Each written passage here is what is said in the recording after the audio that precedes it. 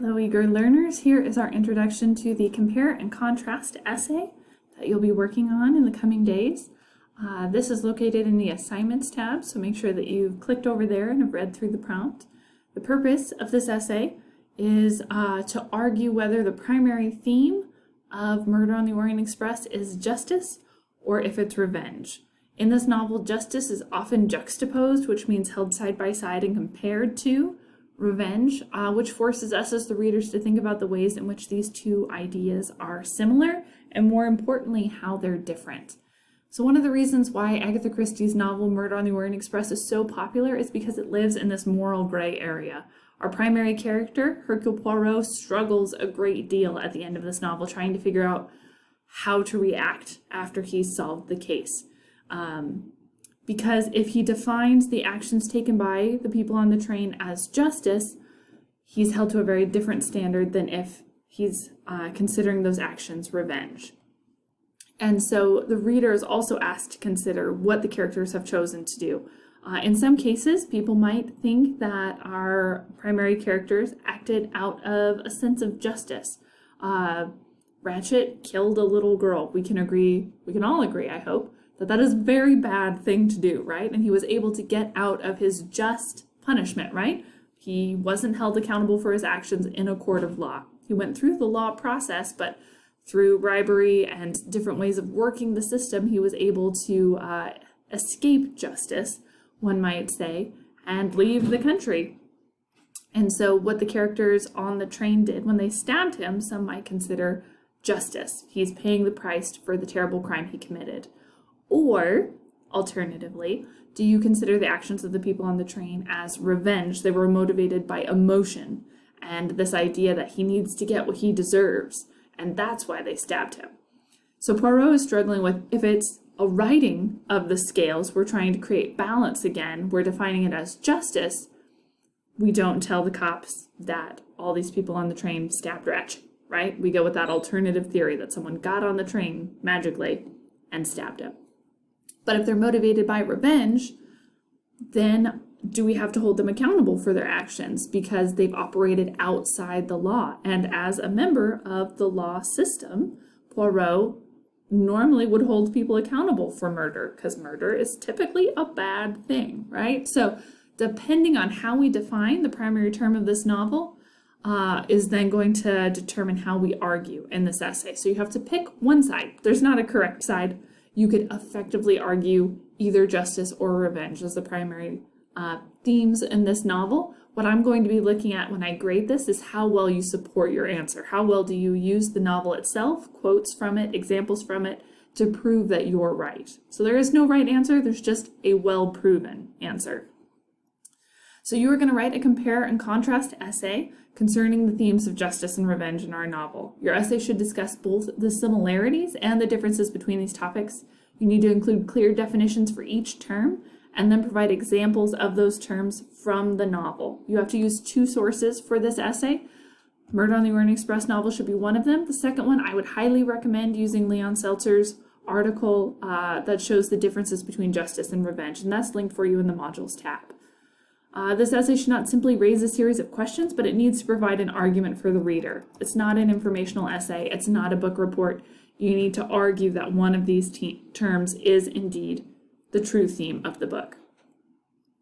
Your audience for this essay is your instructor, who knows this book inside and out, so make sure that you're using appropriate quotes and you're using lots of examples to support your arguments.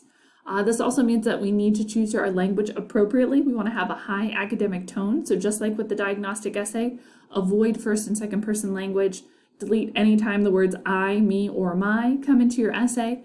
And also remove talking to your reader directly by saying you or your statements.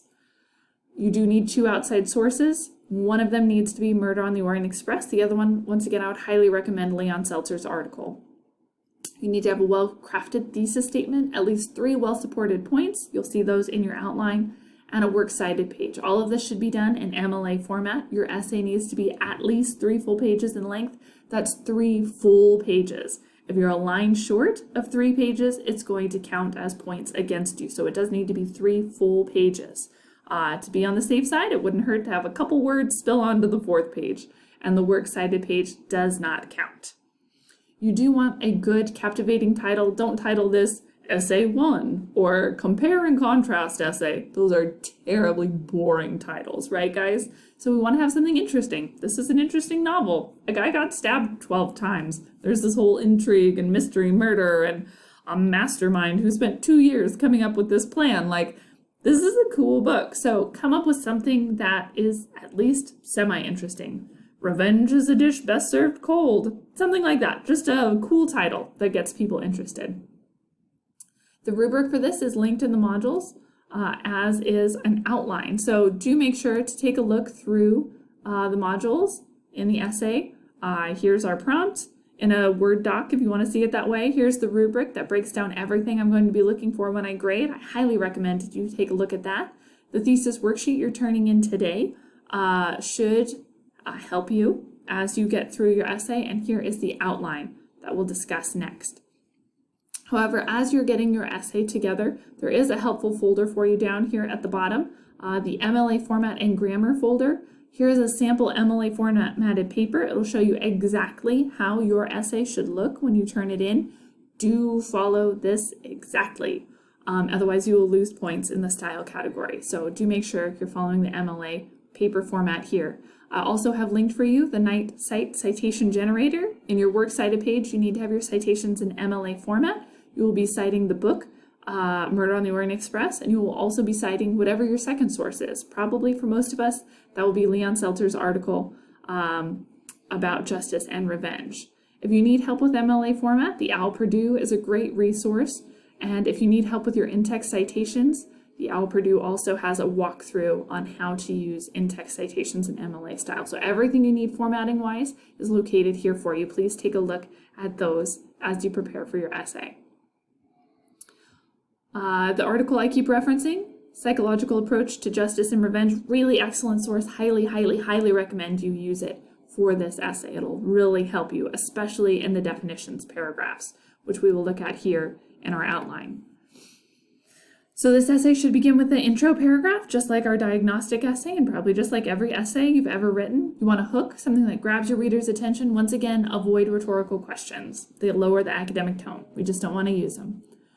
Context for your argument, give a little bit of background on who Agatha Christie is, maybe a little bit about the book, or a little bit about justice and revenge as concepts that the human condition has struggled with since probably the dawn of time. And then a thesis statement using your thesis worksheet. In our overview video, I provided you with an example thesis, so please take a look at that. Your next paragraph is going to be a context and summary paragraph. You're going to summarize the major plot points of Murder on the Orient Express. Now remember, a summary is much shorter than the original. It's very easy for the summary paragraph to get excessively long. So when I'm talking about summarizing the major plot points, I'm talking like 3 to 5 sentences. We don't need a lot, we just need exactly what happens. And you don't need to worry about spoiling it for anyone, right? Because your audience has all read this book, so you don't have to worry about telling them about the end. So when you summarize, you might say something like, Hercule Poirot boards a train on the Orient Express route. While on the train, a man is murdered, and he has to figure out who is the guilty party. As he interviews all the characters, he comes to uncover a plot that includes everyone on the train and finds that the murder was an act of, and then justice or revenge, whatever you're arguing, for the death of Daisy Armstrong.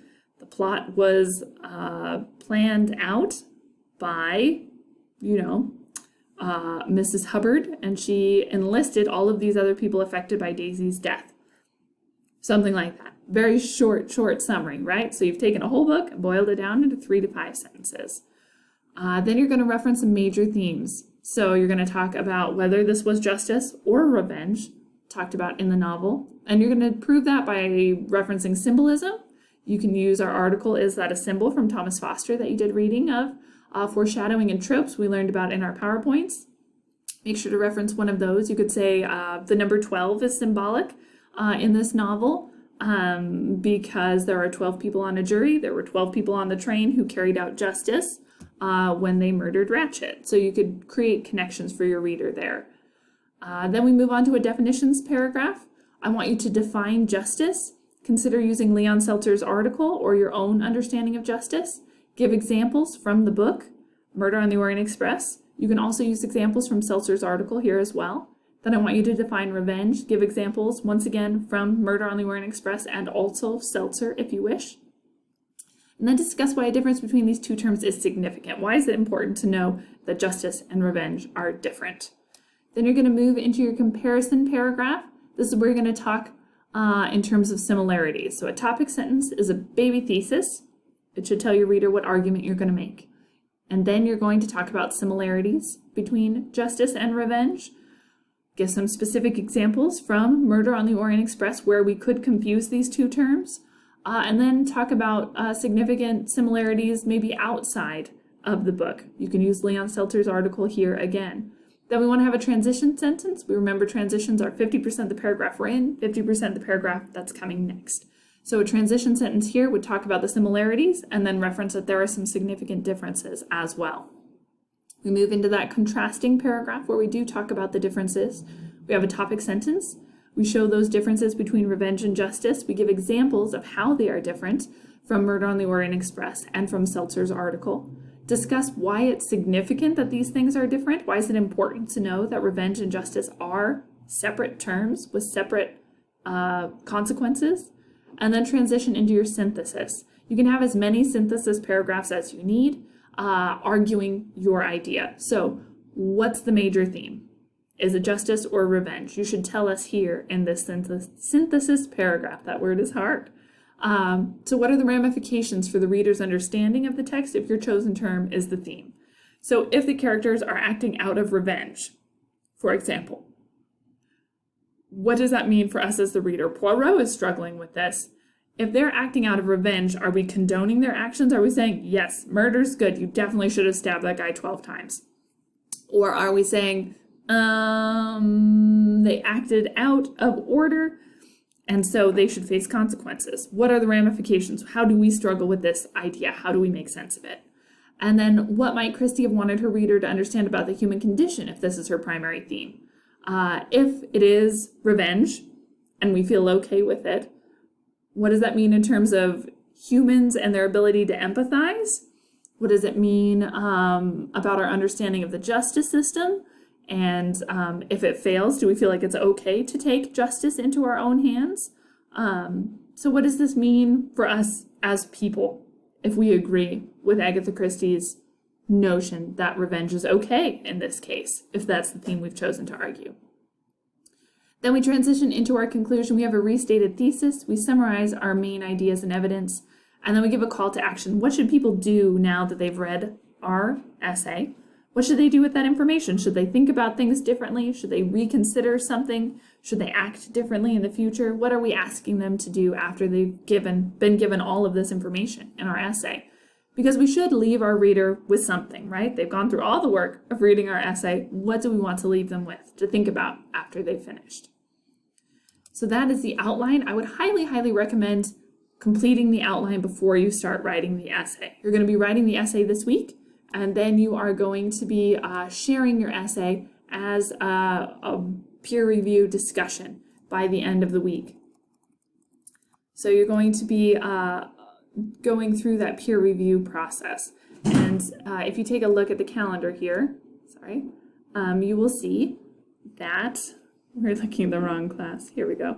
As we take a look at our calendar here, you'll see that we are doing a peer review. And so if you click on that peer review discussion board, you're going to be uploading your essay, and then you're going to post a response to the person directly below you using this peer response form. You're going to upload it as a Word doc is the really best way to do it. So have your essay done by Friday when you upload it, and then you're going to be completing your peer review by the next day. So take a look at that, work through it, reach out with any questions. I look forward to seeing how your essays come together.